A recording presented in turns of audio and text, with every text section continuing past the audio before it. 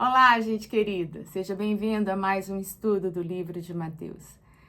Com muita alegria, muita gratidão a Deus que mais uma vez nós estamos aqui para aprendermos um pouco dessa palavra, que dia a dia ela se renova dentro de nós, né? Dia a dia ela, como eu gosto sempre de falar, ela vai organizando a nossa mente, ela vai organizando a nossa fé, vai acalmando o espírito que nos habita. O nosso espírito vai sendo educado nesse caminho, né? E essa educação, ela começa e ela persiste em nós à medida que nós vamos nos dedicando a aprender da palavra, aprender do caráter de Jesus, aprender das maneiras todas com que ele se comportou, com que ele agiu, com que ele respondeu ao mundo e a todos que o confrontavam, né? E a todos que o procuravam, e a todos que iam lá e tocavam nas suas vestes. Que hoje aí no seu lugar, independente da maneira como você se encontra, né? Que você possa tocar nas vestes de Jesus, na busca das respostas ao seu coração. Às vezes você nem sabe que você está buscando respostas e nem que tipo de respostas, mas o Espírito que te habita certamente sabe do que você precisa nesse dia. Então creia e acalme o seu coração e coloque o seu Espírito a trabalhar. Deixe que ele vai fazendo, né? O Espírito Santo de Deus que te habita vai te iluminando. Bom, nós estamos no capítulo 12 do livro de Mateus e nós estamos falando aí de alguns confrontamentos que Jesus teve com os fariseus sempre confrontando Jesus, porque os discípulos dele se alimentaram no sábado, depois Jesus entra no templo e Jesus cura um homem de uma mão aleijada, né, de uma mão ressequida dentro do templo, e os fariseus ficam, né, literalmente possessos com isso. E Jesus, à medida que ele vai fazendo isso, ele vai respondendo aos fariseus, né, por meio de, não de acusação, mas revelando-lhes quem eles mesmos são. Né? Quando os fariseus viram para ele e falam, mas não é lícito trabalhar no sábado, ele vai falar, mas vocês trabalham. Né? Mais à frente, lá no 12, quando ele cura a mão, eles vão dizer, mas não é lícito curar no sábado? Ele fala, mas se uma ovelha de vocês cair, vocês não vão curar? E aí Jesus vai, né, confrontando esses homens, mostrando que o fardo é leve. Né? Lembra, lá no 11, ele vai dizer, olha, o meu fardo é leve. O legalismo, ele traz esse fardo pesado, mas Jesus está sempre confrontando essas pessoas, dizendo que o fardo dele não é esse legalismo, não é a partir desse olhar legalista para com o evangelho, para com as escrituras, melhor dizendo, que eles não tinham o evangelho, né? O que eles tinham era a Torá. E aí, o próprio evangelista Mateus finaliza esse diálogo com Isaías 42, a partir do versículo 17 aqui em Mateus, ele vai falando, né? Ele vai transcrevendo, anunciando quem é esse Jesus que já havia sido profetizada lá em Isaías 42, que ele vai dizer, aqui está o meu servo que escolhi, em quem minha alma se compraz. E vai dizendo desse Jesus que não apaga a chaminha lá que fumega. Não, Jesus não é esse. Jesus é o que acolhe, né? Jesus é aquele que não esmaga, né, a chama, que não quebra a cana que já está toda dolorida. Ele não faz isso, ele acolhe. E lá no 21, o próprio Mateus vai dizer que no seu nome os gentios esperarão nesse Jesus. E quem são os gentios? Os gentios são todos aqueles desesperançosos do mundo, aqueles que não têm por quem clamar, aqueles que não têm a quem tocar. Todos aqueles que necessitam, né, são os pequeninos de Jesus, são os gentios, né? São esses pequeninos que estão esperando esse Messias que vai restaurá-los, que vai colocá-los no caminho. Né? E agora a gente continua no versículo 22, isso, Mateus 12, 22. a gente vai falar sobre um texto que ele é um dos textos mais explícitos dos 4 evangelhos, que fala sobre essa questão de como os fariseus e a própria multidão tratou Jesus de uma maneira totalmente equivocada. E esse texto você vai achar o análogo dele, que está lá em Lucas 11, 14. Mas nós vamos trabalhar nesse texto aqui, que ele está mais claro, uma linguagem mais apropriada aqui para o nosso estudo, tá? Então, começa aí no 22.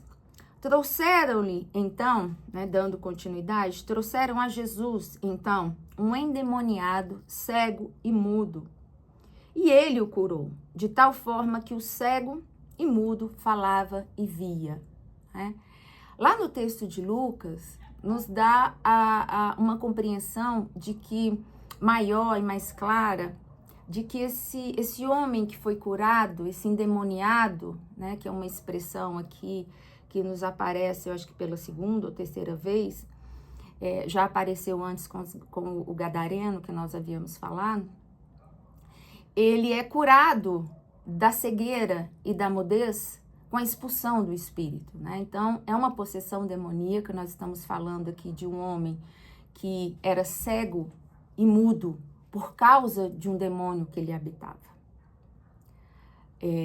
Não quer dizer que todo cego e mudo é por causa de um demônio, naturalmente que não, e o próprio evangelho, ele fala disso, né? Ele fala de outros cegos, que inclusive alguém pergunta lá, Senhor, ele é cego desde a nascença? Não, ele não é cego, aliás, ele é cego desde a nascença, né?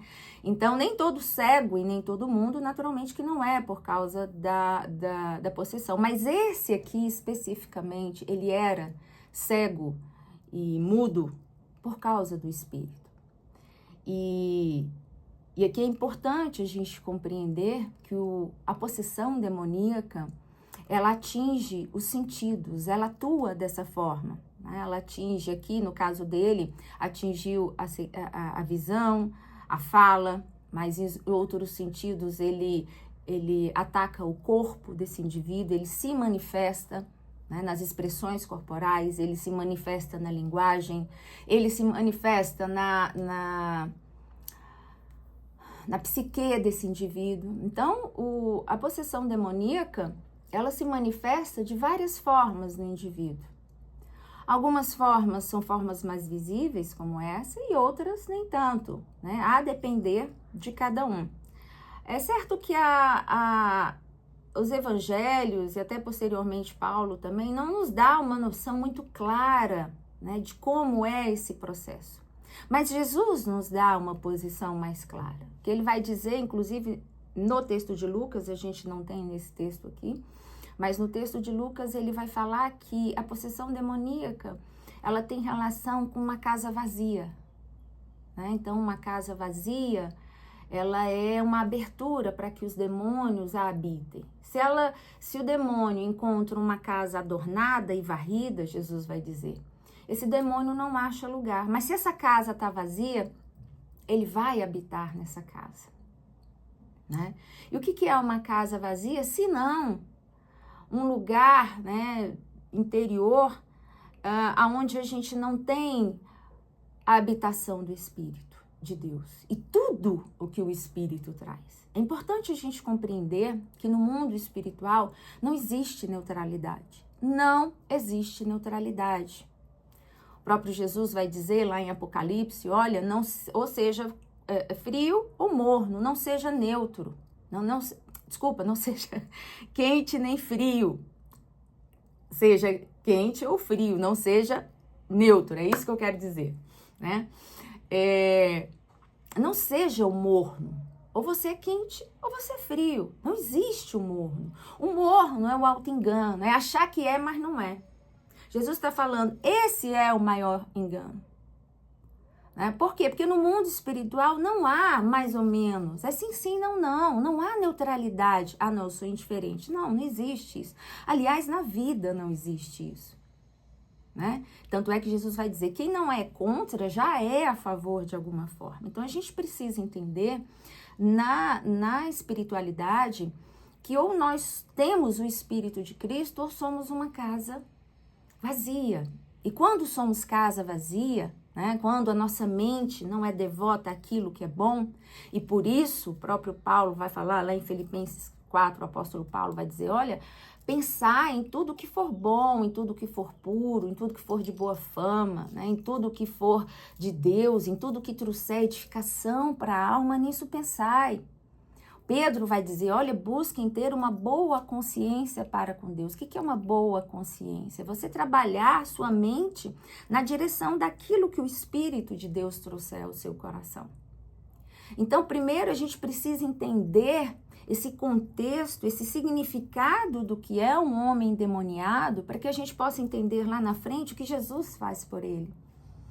Né? Como isso muda a perspectiva desse ser humano depois disso. Como ele mudou a perspectiva do homem gadareno. E como ele muda a perspectiva de todo ser que ele quebra as correntes do inferno. Porque a gente tem que entender que a possessão demoníaca, ela é filha do diabo. São espíritos malignos. Não existe uma definição conceitual, né, nas escrituras a respeito disso.